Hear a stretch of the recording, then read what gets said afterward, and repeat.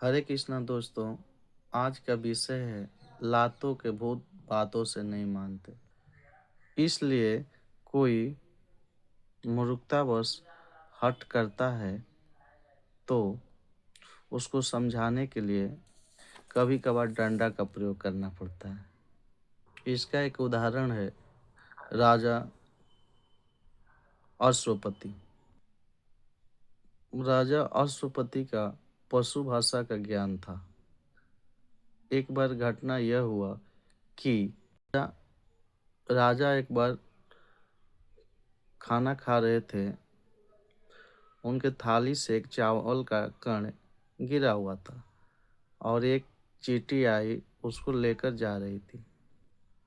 तभी उसी मार्ग में एक चींटा आ रहा था। उस चींटा ने कहा कि यह कण मुझे दे दो और तुम दूसरा कण लेकर आओ। चींटा ने कहा कि यह कण दे दो क्योंकि मैं क्षुद्र हूँ और तुम ब्राह्मण।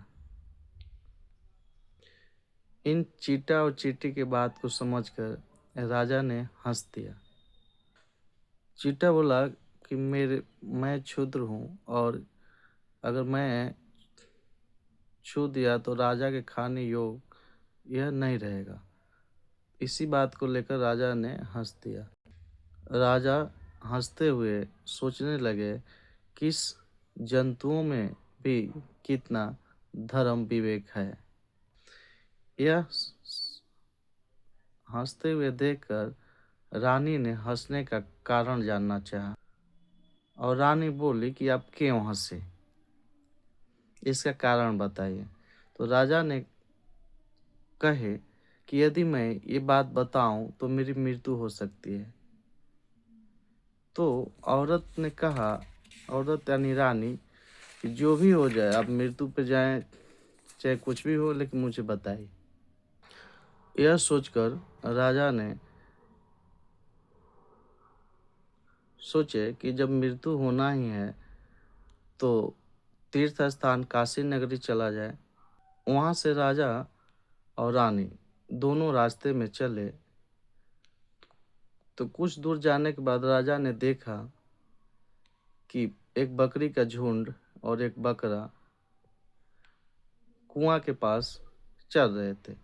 बकरी ने कहा कि जो कुआं में लटकते हुए घास है वो मुझे ले आकर दो, तो मैं आपके साथ रहूंगी, या नहीं तो मैं नहीं रहूंगी। बकरी हठ पूर्वक बोली, चाहे जो भी हो जाए उसको तुम लेकर ही आओ, तब मैं समझूंगी कि तुम मुझसे प्रेम करते हो, अन्यथा मैं तुमसे अलग हो जाऊंगी। बकरी ने दो चार बार समझाया। समझाने पर बकरी नहीं समझी तो बकरे ने दो चार सींग बकरी को मारा। तब बकरी में आने लगी। तब बकरे ने कहा कि मैं राजा अश्वपति थोड़े हूँ जो स्त्री के बात में आकर मरने जा रहा है। यह कहकर बकरे ने दो चार सींग और मारा। तब बकरी ने मिमियाते हुए कहा कि अब मुझे मत मारो, ऐसा मैं कभी नहीं करूँगा। राजा ये सब देख रहे थे और सुन रहे थे और समझ रहे थे। इस प्रसंग से प्रेरणा लेकर राजा ने एक कोड़ा उठाया और कोड़ा से रानी को 4-5 कोड़ा लगाया।